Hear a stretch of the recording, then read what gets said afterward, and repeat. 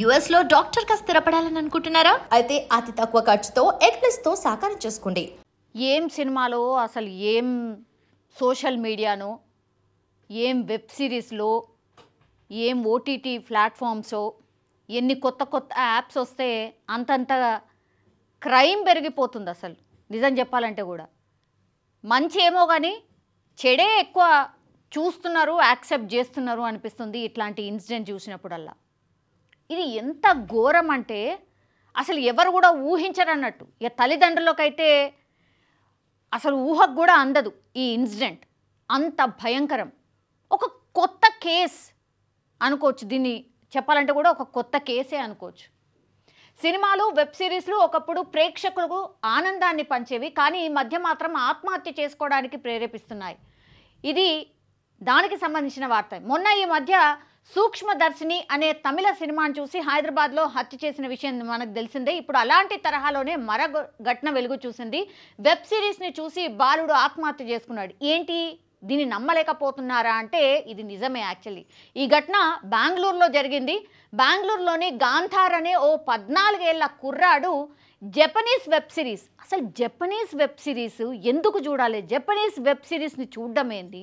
ఈ మధ్యకాలంలో కొరియన్ అని, జపనీస్ అని మనకు రాని భాషను వెబ్ సిరీస్ను చూస్తున్నారు. ఎంత ఇంట్రెస్ట్గా తెలుసా? కనురెప్ప పాటు కూడా ఇట్లా మిస్ అయితలేరు. మొత్తం ఇట్లా లీనమైపోయి చూస్తున్నారు. ఇగో అదే ఇప్పుడు కొంప ముంచింది.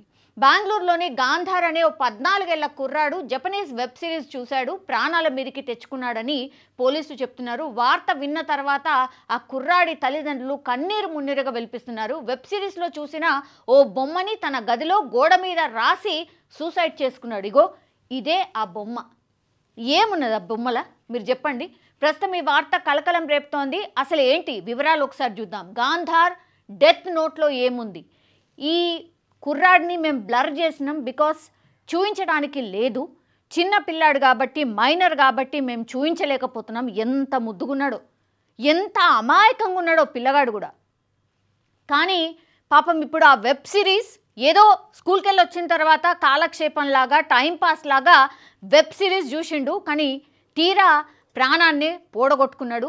అండ్ ఒక సూసైడ్ నోట్ కూడా రాసిండు, డెత్ నోట్ అట. బెంగళూరులో జరిగిన ఈ సూసైడ్ ఘటన దేశవ్యాప్తంగా భయభ్రాంతులకు గురి చేస్తోంది. 3 రోజుల క్రితం జరిగిన ఘటనపై పోలీసులు ఆసక్తి విషయాలు వెల్లడించారు. డెత్ నోట్లో అతని ఆత్మహత్యకు గల కారణాలు ఆ నోట్లో పేర్కొన్నాడు. కానీ నేను స్వర్గానికి వెళ్ళాను, నా కోసం ఎవరు ఏడవద్దు, గుడ్ బై అమ్మా అని చాలా చక్కగా రాసి 13 ఏళ్ల బాలుడు ఆత్మహత్య చేసుకోవడం అతని కుటుంబానికే కాదు రాష్ట్రం మొత్తానికి ఇప్పుడు షాక్ ఇస్తోంది. అందరితో రాత్రి భోజనం చేసి గుడ్ నైట్ చెప్పి తన ప్రియమైన కుక్కతో కలిసి గదిలోకి వెళ్ళిండు. ఆ తర్వాత అన్నయ్య గిటార్ను మంచం మీద ఉంచి దానిపై దుప్పటి కప్పుకొని తానే పడుకున్నట్టు అనిపించేలా చేశాడు. ఒకసారి చూడండి, అన్నయ్య కూడా ఉన్నాడు ఈ బాబుకి. ఆగస్టు 4న ఉదయం 6 గంటలకు వాళ్ళ అన్నయ్య వచ్చి చూస్తే మంచం మీద గిటార్ ఉంది. ఆ గిటార్ను తగిలిస్తున్న ప్లేస్లో అతను వేలాడి కనిపించడం అందరినీ షాక్కి గురి చేసింది. అంటే అన్నయ్య గిటార్ ప్లేస్ట్ అనుకుంటా. సో గిటార్ని ఇప్పుడు ఈ బాబు పడుకున్నట్టుగా అక్కడ గిటార్ని పెట్టి బెడ్షీట్ కప్పి ఆయన ఉన్నట్టుగా ఒక ప్రొజెక్షన్ ఇచ్చాడు. అన్న లోపలికి వచ్చిండు, చూస్తే తమ్ముడు ఉన్నాడేమో అనుకున్నాడు. ఆ రూమ్లో తిరిగి చూసేసరికి గిటార్ ఎక్కడైతే తగిలేసి ఉంటుందో అక్కడ ఉరి వేసి కనిపించిండు వాళ్ళ తమ్ముడు. ఎట్లుంటుంది ఆ అన్నయ్యకి ఒక్కసారి మీరు ఊహించుకోండి. తర్వాత ప్రాణాలను తీస్తున్న వెబ్ సిరీస్లు అనేది కూడా నేను ఇంతకుముందు చెప్పినట్టుగా అసలు ఎంత దారుణం తెలుసా? ఇప్పుడు నేను స్వర్గానికి వెళ్తా అంటున్నాడు. ఆ పిల్లగాడికి, 13 ఏళ్ల పిల్లగాడికి స్వర్గం, నరకం ఇవన్నీ ఎట్లా తెలుస్తాయి?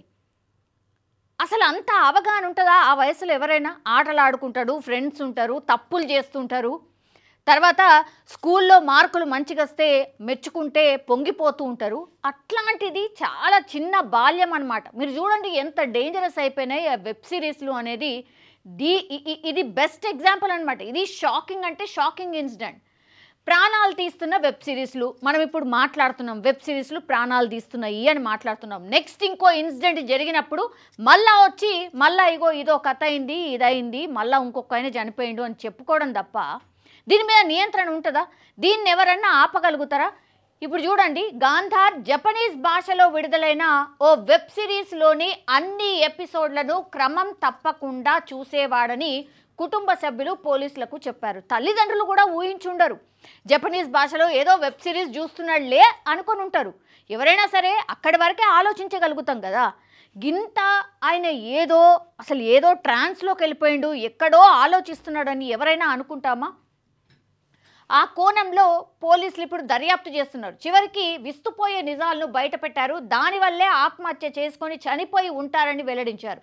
ఈ మధ్య సినిమాలను చూసి హత్యలు చేస్తున్న విషయం మనకు తెలిసిందే.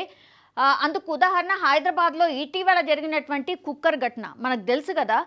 భార్యని భర్త ఎంత దారుణంగా మొత్తం ముక్కలుగా చేయడం ఏందో, ఆమె తీసుకుపోయి ఆమె శరీర భాగాల్ని కుక్కర్లో ఉడకబెట్టడం ఏందో, దాన్ని పౌడర్ చేసి ఫ్లష్ అవుట్ చేయడం ఏందో, అసలు ఆ ఘటన నెల రోజుల పాటు సిరీస్ లెక్క నడిచింది తెలుసా.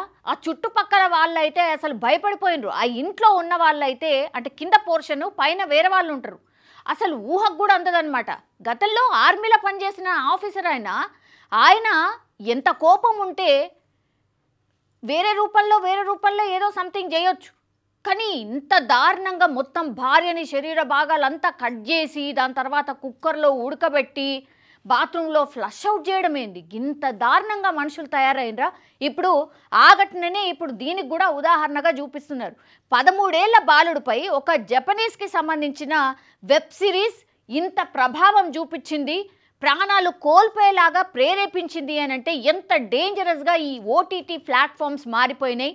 అండ్ ఈ మధ్యకాలంలో మనకు తెలుసు చాలా టైమ్స్ అసలు అశ్లీలత భయంకరంగా పెరిగిపోయింది ఓటీటీలో. అంటే ఎప్పుడో యుక్త వయసులో ఏవైతే తెలుసుకోవాల్సిన విషయాలు ఉంటాయో అవన్నీ కూడా అసలు చిన్నపిల్లలు చూసేస్తున్నారు. అసలు నియంత్రణ లేదు, ఏమీ లేదు, అడ్డమైన వీడియోలన్నీ వస్తున్నాయి. అవన్నీ తెలియకుండానే పిల్లలన్నీ చూసేస్తున్నారు. ఇగో ఇట్లాంటి ఘటనలకు దారితీస్తున్న పరిస్థితి అయితే ఉంది. సో ఇప్పుడు వెబ్ సిరీస్ వల్ల మరో ప్రాణం పోయింది. ఈ వార్త ప్రస్తుతం దేశవ్యాప్తంగా సంచలనాన్ని క్రియేట్ చేస్తోంది. ఆత్మహత్యకు ప్రేరేపించేలా ప్రజలను మార్చే వెబ్ సిరీస్లను ప్రసారం చేయొద్దు అంటూ ఓటీటీ సంస్థలకు కొందరు వార్నింగ్ కూడా ఇస్తున్నారు. ప్రభుత్వం ఇలాంటి వాటిని ప్రోత్సహించకుండా కఠిన చర్యలు తీసుకోవాలని ప్రజలు డిమాండ్ చేస్తున్నారు. యాజ్ ప్రజలుగా ప్లీజ్, ప్రజల బాగు కోసమే కదా గవర్నమెంట్స్ ఉండేవి. మరి ఇట్లా ప్రాణాలు పోతుంటే, చిన్న పిల్లల మీద ఇంత ప్రభావం చూపిస్తుంటే మనకెందుకు ఇట్లాంటి వెబ్ సిరీస్లు? దేనికి?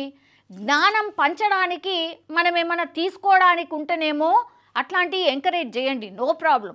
కానీ అసలు మన భాష కాదు, మనోళ్ళు కాదు, మన మనుషులు కాదు. ఇది చూడండి, ఈ బొమ్మనట అందులో పూర్తిగా ఆయనను ఒక ట్రాన్స్లోకి తీసుకుపోయింది.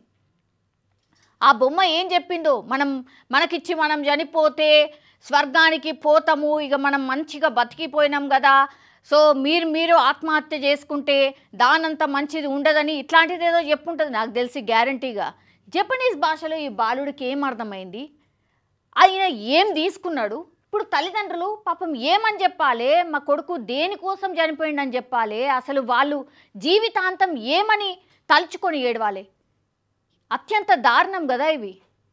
సో ఓటీటీ ప్లాట్ఫామ్ మీద కొంతనన్న నియంత్రణ, అసలు సంబంధం లేకుండా సంబంధం లేని భాషల్ని ఇట్లా మన మీద రుద్ది ఆ తర్వాత కంప్లీట్గా ఇట్లా శోకాన్ని మిగులుస్తున్నాయి. ఇట్లాంటి ఓటీటీ ప్లాట్ఫామ్స్ బిడ్డల్ని కోల్పోయేలాగా చేస్తున్నాయి అంటే దీని మీద ఎంత కఠినంగా వ్యవహరించాలి, ఎంత కఠినంగా ప్రభుత్వాలు ఆలోచించాలి అనేది ది బెస్ట్ ఎగ్జాంపుల్ ఈ ఇన్సిడెంట్ అనుకోవచ్చు. సో దయచేసి ఎవరైనా సరే మీ పిల్లలు ఏం చూస్తున్నారు, దాంట్లో మరీ లీనమైపోయినరా, ఎంత దారుణంగా వాటి మీదనే ఫోకస్డ్గా ఉంటున్నారా? ఈ మధ్యకాలంలో చిన్నపిల్లలకైతే ఫోన్లు ఇచ్చేస్తున్నారు ఇష్టం వచ్చినట్టు. దయచేసి ఇవి చేయకండి. కొంత నియంత్రణ మీరు పెట్టడం స్టార్ట్ చేయండి. తల్లిదండ్రులు ఈ మధ్య మరీ గారాబం చేసేస్తున్నారు పిల్లల్ని. స్కూల్ కోతనేమో ముందేమో అట్లీస్ట్ టీచర్లు కొట్టి కొంత కంట్రోల్ అన్న చేస్తుండే, ఇప్పుడు అది కూడా తీసేసిర్రు. టీచర్లు కొట్టడానికి లేదు, గట్టిగా మాట్లాడితేనే పేరెంట్స్ వచ్చేస్తున్నారు. ఇవన్నీ కూడా ఇట్లాంటి అనర్థాలకే కారణం. సో దయచేసి టీచర్లు కావచ్చు, లేకపోతే పేరెంట్స్ కావచ్చు, కొంత టైం మీ పిల్లల మీద పెడితే ఇట్లాంటివి జరగకుండా ఉంటాయని నా యొక్క మనవి కూడా. అండ్ దట్ అండ్ ఇప్పుడు ఈ ఇన్సిడెంట్ మీద మీ అభిప్రాయాన్ని ఒక్కసారి తెలియజేయాల్సిందిగా కోరుతున్నాం. బికాస్ ఇవన్నీ మనకు సంబంధించిన విషయాలే, మనం ఫేస్ చేస్తున్నటువంటివే. దయచేసి ఈ ఇన్సిడెంట్ మీద మీ అభిప్రాయం ఏంటి కామెంట్ రూపంలో తెలియజేయాల్సిందిగా కోరుతున్నాం.